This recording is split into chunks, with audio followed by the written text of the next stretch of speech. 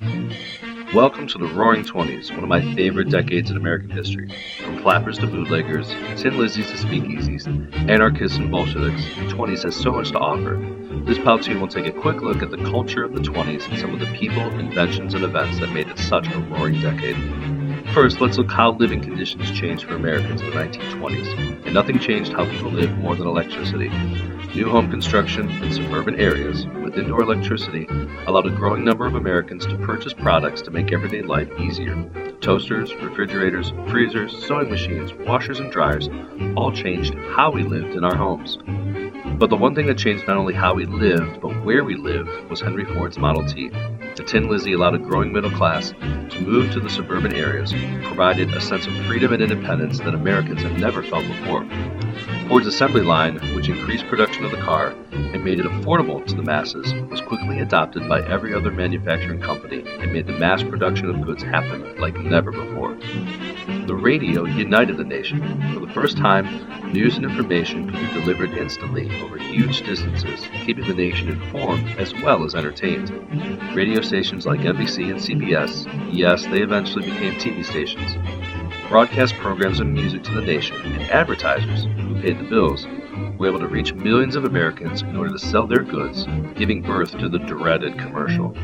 The radio also broadcast the decade's hottest music, jazz.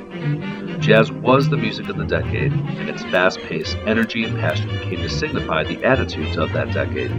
Older Americans despised jazz and believed that the music would corrupt the morals of the youth and lead to the downfall of the American society. Rooted in the blues and ragtime, jazz, a truly unique American sound, was formed and sculpted by predominantly black musicians. Many people resisted jazz because of its association with Black America, but its popularity among young white Americans was hard to ignore, and it quickly became mainstream, blasted on every radio station and record player in the country. Jazz was not without its haters. Professor Henry Van Dyke of Princeton University says, "Jazz is an unmitigated cacophony, a combination of disagreeable sounds and complicated discords, a willful ugliness and a deliberate vulgarity." Thomas Edison, whose invention of the phonograph had made jazz's sudden, rapid spread possible, claimed that he played jazz records backwards because they sound better that way. The New American reported that moral disaster is coming to hundreds of young American girls through the pathological, nerve-irritating, sex-exciting music of jazz orchestras. If only those guys could hear today's music, I wonder what they'd say. The Great Migration brought millions of African Americans north in search of industrial jobs during World War I. Northern cities swelled with Black Americans in search of industrial work, better opportunities, a chance to escape segregation, racism and violence in the South, and to have a better future for their children. This migration had many repercussions, including the Harlem Renaissance, a birth of Black culture centered in the New York neighborhood of Harlem. African American culture had never had an opportunity to be its own, and during the 20s, Black artists and writers gathered in Harlem and outpoured a new culture expressed in songs, poems, paintings, and plays. But while culture flourished in Harlem, many northern cities saw an increase in racism, violence, lynchings, and membership in the Ku Klux Klan.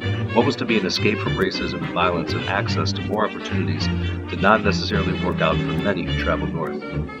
In 1919, the 18th Amendment made America officially dry as the manufacture, sale, and distribution of alcohol became illegal. But that didn't stop millions of Americans from getting their drink on. Bootleggers provided illegal alcohol to a demanding public who drank down illegal spirits in speakeasies or underground bars.